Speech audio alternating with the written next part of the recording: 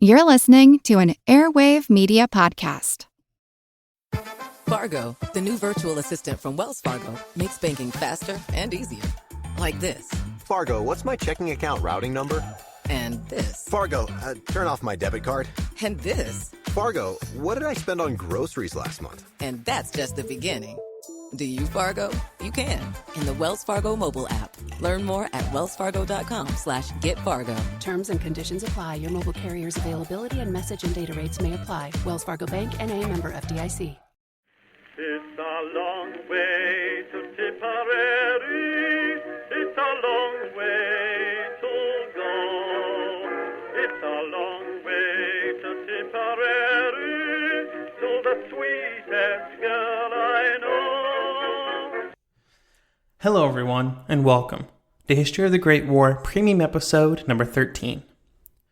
This episode is our third on the topic of railways during the war, and this episode will focus strictly on one railway project, although it is a big one. This project is the Berlin to Baghdad Railway, which was a joint project by Germany and the Ottoman Empire, both before and during the war. In fairness, it was not a project to build a railway from Berlin to Baghdad, because the railways from Berlin to Constantinople already existed.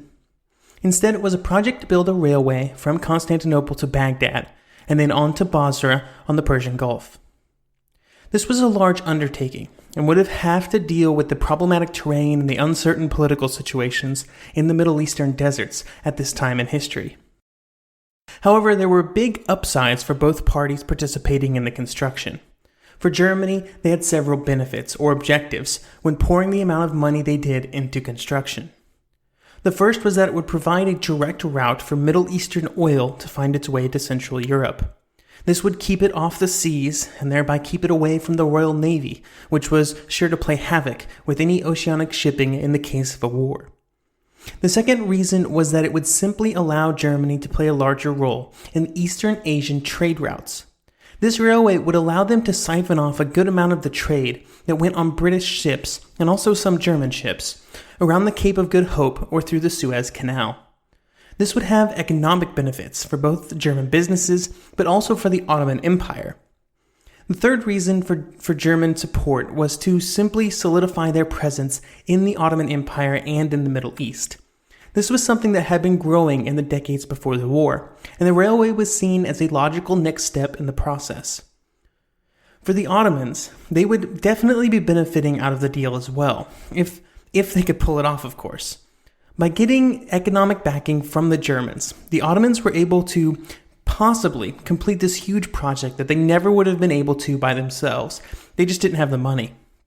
And if it could have been completed, and without the war having started, it could have greatly increased their influence in the parts of the empire far from the capital, which were under the growing influence of the British Empire. While this all could have worked out so well, in the end it would be a long and expensive process which would fail. However, the story behind the failure of this huge engineering project, hampered as it was by international and internal politics and geographical realities, makes for an interesting story. It is impossible to tell the story of the project without also discussing international reaction to it, so that is where we will start. The entire situation was only possible to begin with because of how the other powerful countries of Europe had treated the Ottomans in the decades before the war. For the British, after 1882 and their invasion of Egypt, the relationship between London and Constantinople had soured greatly. This was just amplified by the continued growth of British power in the Persian Gulf. For the French, the tension had grown while Paris had been continuing to buddy up to Russia. The French believed that this was the only way to stand against Germany, but from the Ottoman perspective, they knew that this meant that the French would be forced to support Russia's desire for conquests on the Black Sea and the capital itself. All of these actions gave the Germans the easy door to getting into the Ottomans, and because in reality, they just had no other option, especially when it came to getting help against Russia, which was the primary concern. When it became known to the other countries that the Germans and Ottomans were beginning to work on this railway, the British were gravely concerned that this would affect their economic leadership in the Persian Gulf. The Russians were greatly concerned about anything good happening to the Ottomans at all, and the French were gravely concerned anytime anything good happened for Germany. Their concerns were both economical and military in nature. On the economic side, there was a serious concern about the railway taking trade away from the British, especially the trade into Central, Eastern, and Northern Europe, which had previously been serviced through the Suez Canal. On the military side, the railroad would provide several benefits to both Germany and the Ottomans. As we have already mentioned, the availability of oil for Germany would be great for them, but it was also giving the Ottomans a greatly increased ability to move troops and material throughout their empire. In 1914, the Ottoman Empire, based in Constantinople, was only barely connected with all of its holdings in the Middle East. There were huge tracts of desert, which made it difficult to exert any real power over the Persian Gulf areas, as seen in the fact that the British in many ways had more real power on the Gulf than the Ottomans did in 1914. In our previous podcast, we've discussed how this made it difficult for the Ottomans to fully utilize these areas and their populations for the war. With a railway, they may have been able to partially rectify this situation. This also would have been a problem in the Levant, although less so due to the great lower geographical distance.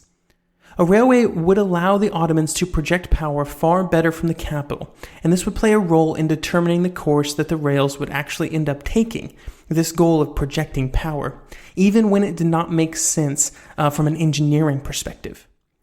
One key concern was to keep the rails away from the Mediterranean, out of fear that if war started, that they would be taken by, say, a sea-based invasion from the British. Instead, they would be routed through eastern Anatolia, which was much more difficult, but would give the Sultan the ability to quickly move troops to these regions and deal with either an Armenian rebellion, which was always a concern, or perhaps more importantly, to meet a Russian invasion through the Caucasus, which is what would end up happening during World War I. All of these benefits were a concern for the three other nations because they all had their eyes on some piece of the Ottoman Empire, if not strictly to capture and colonize, then at least to influence and control in a post-Ottoman world, which everyone was predicting to happen at some point in the future. And if they can complete this railway, maybe that future wasn't as close as they hoped. Unfortunately for the Germans and the Ottomans, the act of creating the railway was a far more difficult plan than they had hoped for. There were several challenges that they would have to overcome, the first one being simply monetary. In 1899, a German expedition did an estimate on how much the construction would cost for the route that was being proposed at the time, and they came back with a number of 500 million. That was no small sum of money, and it was difficult to just make it appear. It would take years to arrange that sum, and it would take a special type of guarantee for investors so that they would get paid for each section of the line that was completed, so that they would have to shoulder far less risk, since it would have been almost impossible to see any return otherwise, so they would get paid per kilometer of track laid. Confidence and profitability for this whole enterprise was not helped when the same scouting expedition that gave the cost estimate also reported that they believed that it would not turn a profit anytime soon, due to recurring repair and security costs that would be necessary to keep it running at all. It would not be until 1903 that everything was in order and construction would begin. This caused them to run into the second problem, which was geographical. Since the Sultan did not want the line running along the Mediterranean, which would have been the simplest and cheapest of all of the available routes, he had one that was more challenging. To go along with this, there were some problems that were just inevitable for any large construction project in the Middle East. For example, almost all of the steel had to be imported all the way from Germany, and then simple items like wood and labor, even unskilled labor, had to be imported from outside the empire.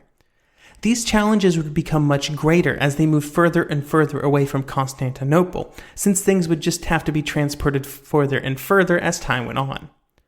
Then there were the set of problems unique to the areas that the rails would run through, and this was partially due to where the Sultan wanted the rails to run. In Anatolia, it would be going through areas that were underdeveloped. However, they were reasonably flat, and this would allow construction to proceed reasonably quickly.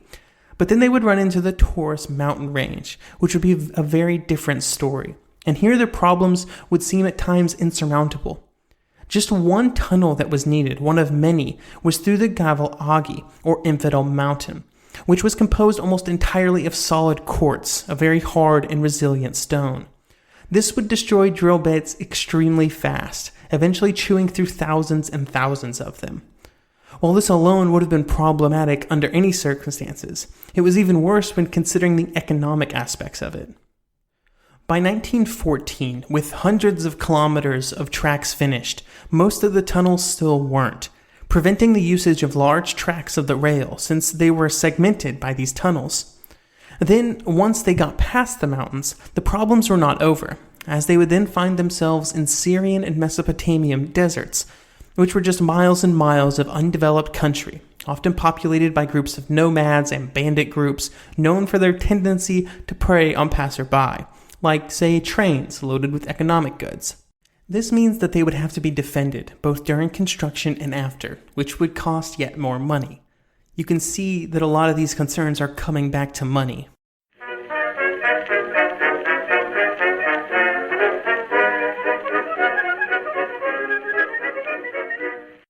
The one truth about human history is that change is inevitable.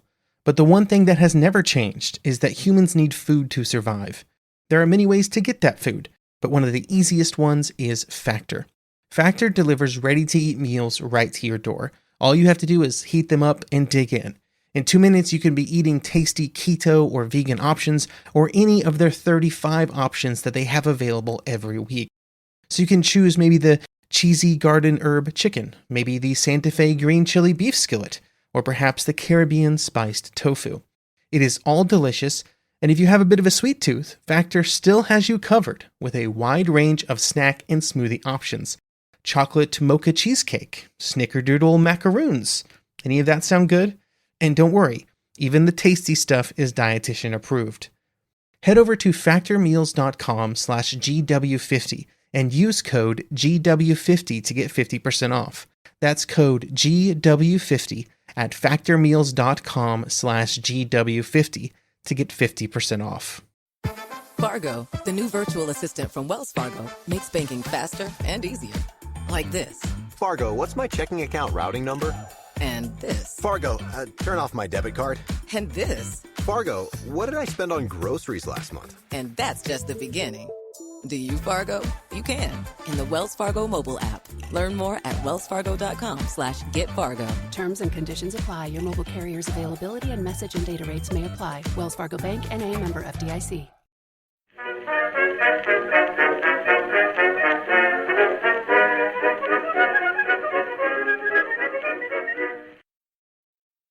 The construction of the railway would be broken into a few different phases, due mostly to the varying degrees of internal strife in the empire after 1908. The first phase saw the construction of 200 kilometers of what would be the easiest area of construction, but it still only represented about 1/10 of the total distance. It cost the Ottoman government about 54 million francs, a sum that would take about 98 years for them to repay, which would be a huge burden on the country for decades. The round of construction was slow, and then it was halted in 1905 due to money issues, and there would even be serious discussions about stopping it for good, even though all that had been accomplished was the creation of 200 kilometers of track into Anatolian wastes that basically ran right up into the mountains. The second biggest cause for this delay was the friction between the Ottomans and the Germans, due to the route that had been chosen by the Sultan, which he would not budge on, even though it was making construction vastly more expensive. He also had another thing that he wanted, and this was for the rails to be built in consecutive sections starting in the east and going west to maximize his control over the process. This made things difficult because step 2 of the construction was into the mountains. Everybody knew that this section was going to be very expensive, and they were okay with it in the long run. They thought it would be worth it. However, they were planning on building tracks on the other side of the mountains at the same time, to try and start making some money off this thing as fast as possible. Since the Sultan was not allowing them to start this construction, the railroad would continue to be a giant money pit for years, instead of having at least some local transport in Mesopotamia and Syria to offset a fraction of the losses. This problem would take some time to resolve, since it required talking the Sultan out of what he wanted, which was always a challenge. Unfortunately, just as these efforts were beginning to make progress, the ground under the Sultan began to shift. By 1908, the entire world had written off both the Ottomans and the Sultan, but Germany had stuck with him. However, in 1908, it became clear that the political crisis was reaching its peak, and the resulting takeover by the Young Turks would find German support, since it was the only real path forward for them. The shift continued the pause in construction for another 2 years due to just general instability. It would finally resume in 1910, and when it did, there would be a huge difference. Instead of having to focus construction on just one area at a time, they began construction along the entire planned route simultaneously. This meant that from Anatolia to Baghdad, work was happening all at the same time, and there were thousands of workers on the payroll of the Baghdad Railway Company making it happen. This would be the most profitable period of pre-war construction, and just as it was gaining speed, there were multiple international incidents that caused construction to slow, topped off by that little incident in Sarajevo in 1914. The first two interruptions were in the form of the Italian and Balkan Wars from 1911 to 1913. These were problematic because they greatly interfered with shipping supplies from Europe to the construction sites in the empire. These conflicts also caused huge spikes in both the cost and in the transportation of the supplies to where they were needed.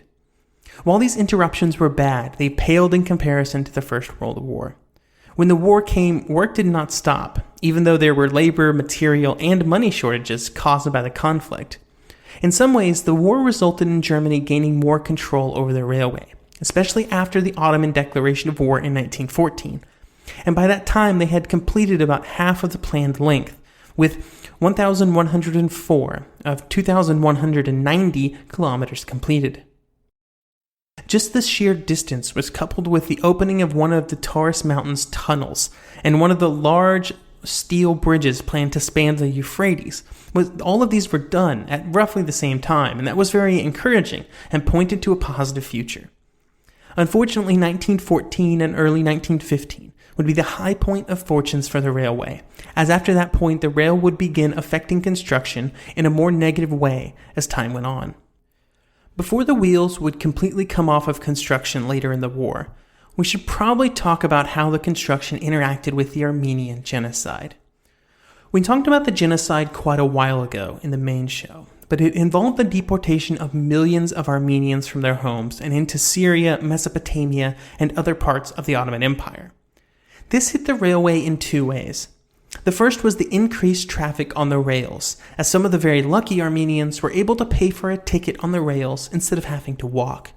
These tickets were not luxurious by any stretch of the imagination, and they were extremely overpriced for what amounted to standing room only accommodations in freight cars, often with animals and war supplies. The unlucky ones had to walk the hundreds of kilometers through desolate deserts, where thousands of them would die. This was a tragedy, but it was also logistically problematic for the Ottomans.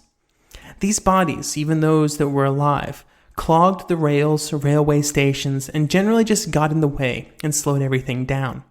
It slowed the transport of goods and other material on the completed rails, both for the Ottoman army and for continued construction. The Ottomans had a real problem trying to fix this. They also had issues of another sort, trying to solve the second problem, which was that the Armenians were a critical source of skilled and unskilled workers for the construction teams on the railroads. It was only this problem that would cause the Germans to come into action against the deportations. The problem was that the Armenian workers and their families were not exempt from the first round of deportations started in May 1915. This caused similar problems as what was happening back in Europe, with skilled workers being drafted out of the factories and onto the front. Huge gaps were left, with no one to fill the holes left by the departure of the Armenians and the engineering and construction crews.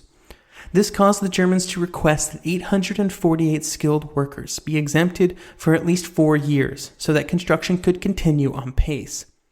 This concern escalated all the way up from the railway company to the German government and then on to Falkenhayn, who sent his own message directly to Enver Pasha. Quote, "I request your support in making easier the retention of skilled personnel for the Baghdad Railway Company, which would be greatly endangered through the deportation of Armenian employees during the war." End quote. It should be noted, and it seems clear from the message, that the Germans were not against the deportation of the Armenians due to any moral objections, but instead strictly as a practical matter of trying to get the project done on schedule. In terms of concrete ramifications, all of these problems, the disruption of supplies and transport, got so bad that the second planned offensive against the Suez Canal had to be called off entirely. If you remember, the Ottomans had made their first attack across the Sinai, and it actually made it to the canal before being thrown back by the British. Well, there was another effort planned that unfortunately never got off the ground due to rail issues, caused at least partially by the Armenians. Regardless of how much money and effort was put in before and during the war, the railway would not end up being completed by the time the conflict ended. The wheels started to come off in 1916, when a combination of local manpower shortages due to constant military drafts, the rising cost of construction, and enemy activity all combined to cripple construction. One sign of this was a warning from the German ambassador in Istanbul to the German government that there was little chance of Turkey ever paying back not just its railway debts, but everything that the Germans had loaned to it during the war, which by 1916 was no small sum. The Baghdad Railway Company director advised Deutsche Bank to turn over the whole affair to the Turks instead of taking on any further debt, even if it meant that everything up to that point had to be written off as a loss. These are huge things. At this point, it was only Deutsche Bank subsidies backed by the German government that was keeping construction going at all, so this would have completely killed the whole project. Even with German money coming in, they could not stop a large part of the German employees from leaving, and the railway company was basically becoming bankrupt. The crappy part of all this was that they had actually completed most of the railway in terms of mileage by this point, at least to Baghdad, and if this would have occurred in peacetime, it's likely that there would have been no problem getting the money to complete it. However, there were still two sticky wickets that remained before it could become fully operational, and these were the tunnels in the Taurus and Armanus mountains in Anatolia. These would still require expensive and time-consuming efforts before the lines on either side could be linked together, something that the Germans in the last few years of the war did not want to pay for, since by that point, the utility of the entire project was in question due to wartime developments in the Balkans. The Ottomans were also in no state to take on the work themselves, especially after the British-Palestinian campaign of 1917. Therefore, construction just sort of ended, faded away. Who knows if things would have changed during the war if the railway had been completed before hostilities started. Maybe Ottoman actions would have been bolstered by increased supplies to Baghdad and the Gulf. Maybe the British invasion never happens. Or what if a war would not have happened at all? Maybe the economic benefits of a completed railway would have propelled the Ottoman Empire out of its decline that it had been in for centuries, stabilizing it as one of, if maybe not a great European power, at least a second-tier one. A stable one, maybe. As it was, many of the tracks still remain today, after being handed over to the Allies at Versailles, and then to the new nations into which the Middle East was carved into after the war. Many of the original stations still exist in one form or another. Overall, it's a physical legacy of a German empire trying to expand its influence into a part of the world mostly foreign to it, and a dying empire struggling to keep control of what it had left.